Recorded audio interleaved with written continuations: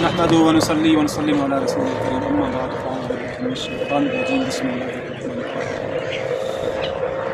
گزشتہ کئی سالوں سے جو فلسطین کے ساتھ ظلم و ستم ہو رہے تھے اور جس طرح انہوں نے اپنی بربریت کا ایک مسلمانوں کے ساتھ تماشا کیا، یقیناً اس سے مسلمانوں کے دل مجروح تھے۔ اسرائیل جو ایک ناجائز ریاست ہے، اس نے ہر ظلم و ستم کی انتہا کر دی اور فلسطین ظلم پر ظلم سہتے رہے۔ لیکن آج جب اللہ تعالیٰ نے انہیں یہ موقع دیا اور اللہ نے انہیں یہ طاقت دی کہ فلسطین کے مجاہدوں نے بدلہ لیا اور ان کے دانت کھٹے کیے اور پھر ان کی چیخیں نکلنے لگی یہود کی، تو اس واسطے ہم نے جب اتنا ان کے ظلم و ستم برداشت کیے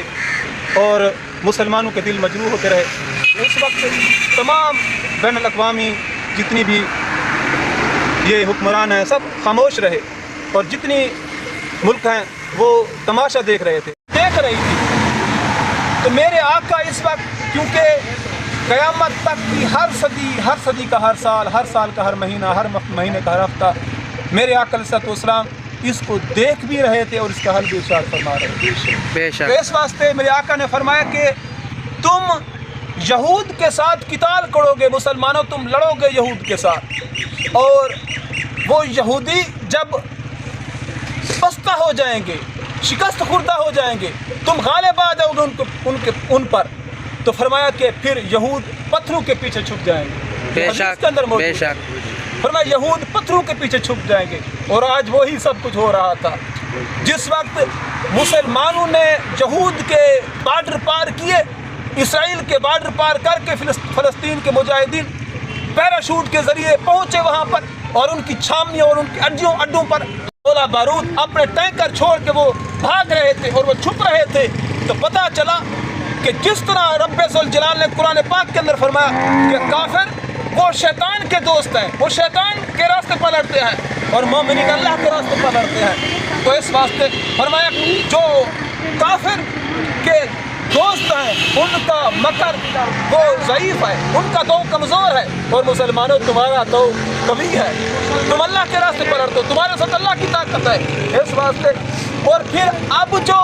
اسرائیل کے ساتھ امریکہ کھڑا ہو کر وہ دھمکیاں دے رہا ہے اور اسرائیل کا ساتھ دے رہا ہے، اور آج بھی اب بھی کئی یعنی چند دنوں سے وہ فلسطین کے جو غزہ ہے ایک پٹی فلسطین کا علاقہ، اس پر جو وہ بمباری کر رہے ہیں اور پھر مسلمان تماشا دیکھ رہے ہیں۔ لیکن پاکستان کو بھی چاہیے کہ اللہ نے اسے قدرتی چیزوں سے نواز کیا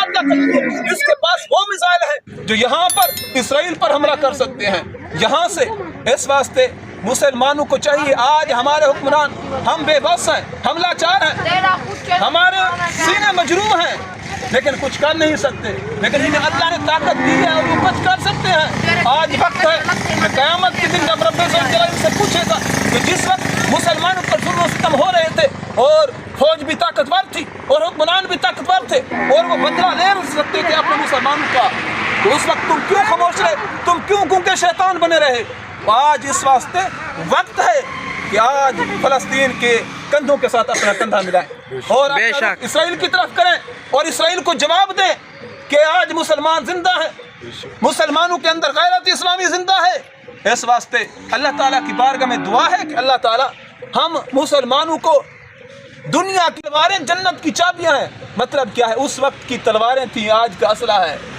آج کا گولہ بارود ہے۔ اس واسطے مسلمانوں کو چاہیے کہ اللہ نے اگر طاقت دی ہے تو پھر وہ اپنا کردار ادا کریں۔ اللہ تعالیٰ کی بارگاہ میں دعا ہے کہ اللہ تعالیٰ ہمیں فلسطینوں کی جو چیخ و پکار ہے ان کے ساتھ